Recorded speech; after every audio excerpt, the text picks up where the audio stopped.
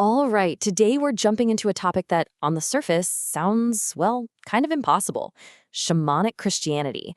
Now, you might be thinking, how on earth do those two things go together? They seem like total opposites, right?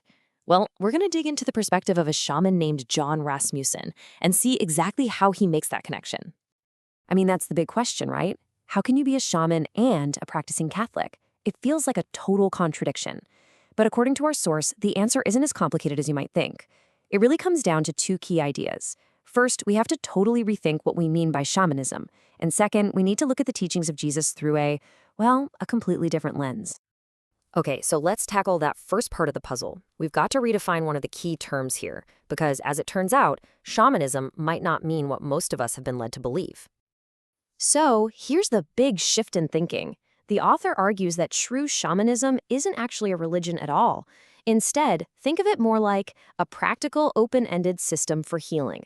It's all about studying nature and figuring out what works to help and empower people. The core idea is to just use the most effective tools you can find, and it doesn't matter one bit where those tools originally came from.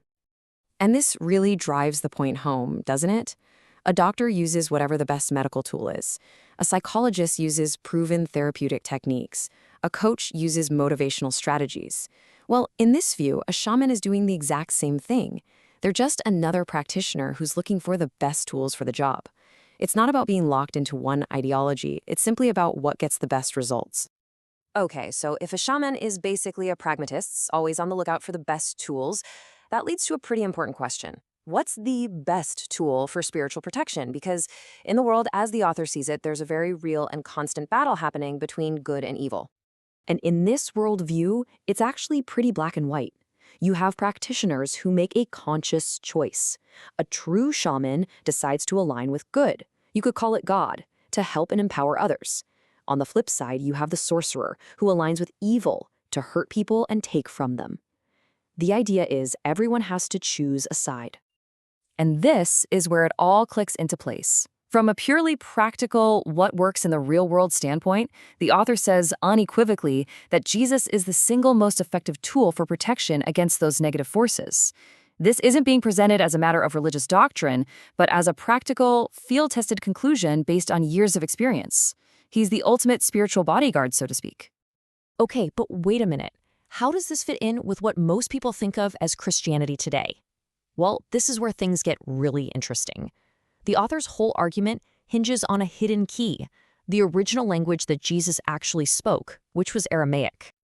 I mean, just think about the journey these texts have taken. It started in Aramaic, then it was translated into Greek, then to Latin for the Roman Empire, and then much, much later into the English we know today. It's basically a giant 2,000-year-long game of telephone, and you know how that game goes. The core idea here is that along the way, some of the original, deeper meanings were bound to get a little, lost in translation.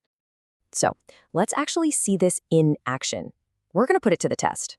Let's take something almost everyone knows, the Lord's Prayer, and compare the version we're all familiar with to a direct translation from that original Aramaic.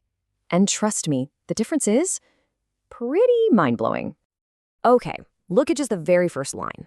Our Father who art in heaven. We all know that one. It paints a picture of a father figure, a guy, in a place called heaven. But the Aramaic, it's talking about our one, absolute eternal being, of which we are born forth from the realm of the all. Whoa, see the difference? It shifts completely from a who and a where to an all-encompassing universal what. Okay, next up, thy will be done on earth as it is in heaven. The way we usually hear that, it sounds like obedience, right? Like, okay, I'll do what you say. But the Aramaic translation suggests something totally different. It's about co-creation. As I realize our strength and virtue as one, it's not about submission. It's about actively aligning ourselves with the source and realizing our own power as part of it. Now, this next one is a huge shift. Forgive us our trespasses as we forgive those who trespass against us. We think of that as asking God for a pardon, but the Aramaic is release my hidden past as I cancel my past concerns with others. I mean, that's practically a modern therapy session. It's not about asking an outside entity for forgiveness. It's an internal process of releasing our own baggage and letting go of grudges. It's about liberating yourself. And the last line we'll look at, lead us not into temptation, but deliver us from evil. Again, we think of that as some external devil trying to trick us. The Aramaic turns that completely on its head. Do not let me lose my true self in forgetfulness, but wholly release me from the errors of my perception. So the evil isn't some monster out there. It's our own flawed perceptions, our own forgetfulness of who we really are. It's an internal battle, not an external one. So when you put it all together, what's the big takeaway? The Aramaic translations really shift the entire focus. It moves from a religion about worshiping an external, judging God to a personal, spiritual practice. It's all about doing the inner work to get yourself into alignment with this universal source. Okay, so this is all pretty deep stuff, but what does it actually mean for us, right here, right now? How do we use this? Well, the author has a fantastic, super modern analogy that just brings it all home perfectly.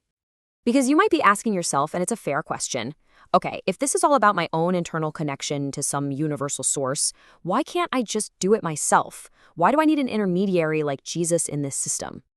And here is the perfect analogy. Could you get to some tiny, obscure BBQ joint in the middle of a huge city you've never been to, all on your own without a map or GPS? Maybe. But as the author puts it, Jesus is the ways. His teachings are like the ultimate GPS for your life. They give you the fastest, most efficient, and safest route to where you want to go, helping you dodge all the spiritual traffic jams, accidents, and dead ends. So when you boil it all down, the author's advice is incredibly practical. First, take care of yourself, body, mind, and soul. Keep your own engine running smoothly. Second, when you need help, don't be afraid to ask for it, but ask from a source that's proven to be helpful and positive. Third, always stay humble, always be ready to learn. And last, whatever gifts you have, use them to make things better for everyone. And really, that's the heart of it all. According to this perspective, these teachings aren't about joining a club or a specific religion. They're about freedom. It's a universal map, a kind of spiritual operating system that's available to literally anyone, no matter what you believe or where you come from. No strings attached. And that really leaves us with one last big question to think about. If just looking at these ancient words in their original language can completely change their meaning and make them so incredibly practical, well, it makes you wonder, doesn't it? Could it be that the ultimate life hacks we're all searching for have actually been hiding in plain sight this whole time?